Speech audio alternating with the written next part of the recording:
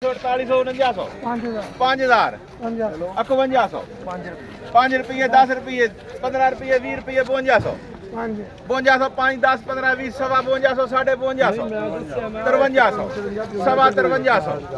1 2 3 ਦੱਸਿਆ ਮੈਂ ਲੈਣੀ ਲੈ ਜਾਓ ਵੀ ਰੇਟ ਦਿਓ ਸਾਨੂੰ 50 ਘੱਟ ਕਰ ਲੈਣੇ 5100 साढ़े 5100 5200 5 रुपये सवा 5200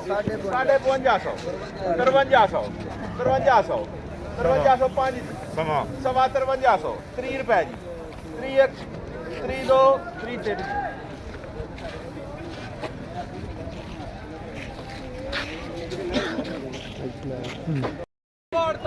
साढ़े 4800 रुपया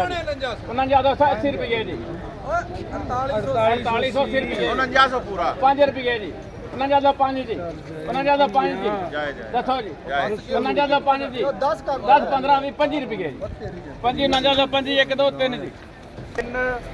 फोन करके उन्हें पूछना है मालकां कोलों नहीं रूटीन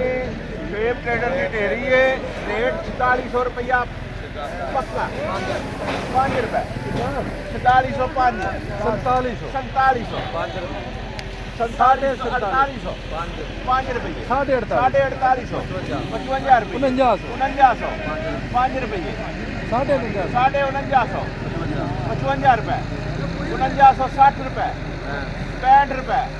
4965 एक 4965 दो जाए 3 बाबे यूब के नाम 5 सवा 4800 ਰੇਟ 5200 रुपया 5 उत्ते